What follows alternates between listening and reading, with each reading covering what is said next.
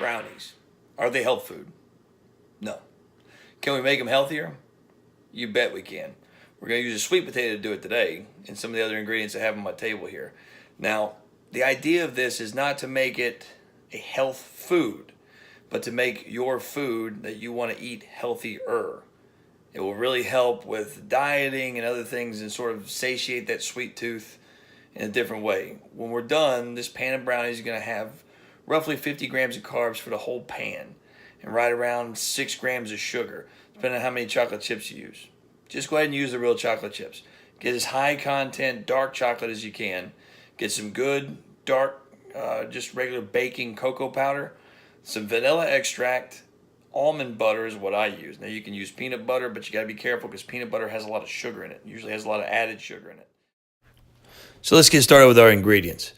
First, you want to get yourself a big sweet potato. You want to get yourself some unsweetened cocoa powder, vanilla extract, a container of almond butter. You want to have some salt handy. You want a stick of butter. You would need some baking soda. You're only going to need a little bit. And then half a cup of water.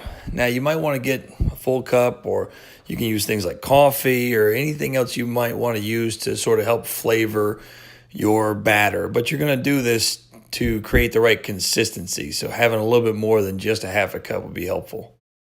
Now, go get yourself your favorite mixing device, whichever one you like. You can use blenders. I use my Ninja blender, but you can also use like a hand mixer and a nice bowl. You can do it all by hand if you want to. The sweet potatoes should be nice and soft once we get done cooking it. Now to the potatoes. So first thing you're going to want to do is wash your sweet potatoes, and you want to punch some holes in them with a knife or a fork. Then put them to bed in these little paper towels. Make sure the paper towel is just a little damp.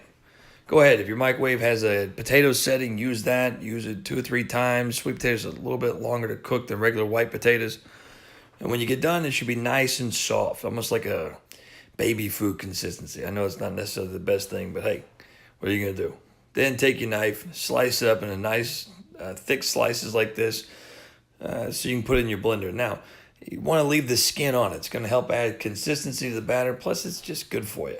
It'll be cooked too. Don't worry. You won't taste it, I promise. Now we're going to start mixing all of our stuff together.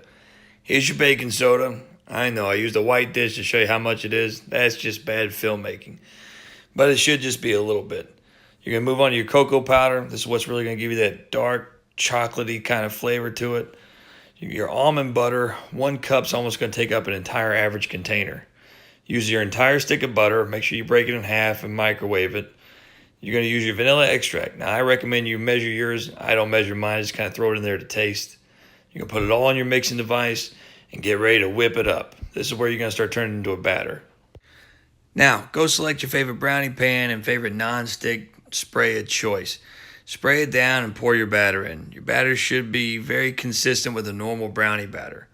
Get yourself a handful of those dark chocolate chips. Just a handful. Don't be grabbing 2 fistfuls. Sprinkle it on top and start pushing them down into the batter with a small spoon. You can use your finger, however you want to do it, but just get it down to the surface. You're going to have another smooth texture on top once you get all the chocolate chips gone. That's going to give you those nice little morsels of melted chocolate down inside the brownie. It's going to give you a fantastic flavor. Now, go ahead and go preheat your oven to 350. Now, I just wanted to note that I added 2 scoops of whey protein in my batter, so the color might be a little bit lighter than what you come up with. It's fine. Don't worry about it. It's going to look a little different. You might even have some little chunks of sweet potato when you're finished, but this is what it should roughly look like when it comes out of the oven. You're going to want to bake it approximately 30 minutes at 350. It should be very similar to brownies. If it ain't similar to brownies, you need to go back and start over at the beginning.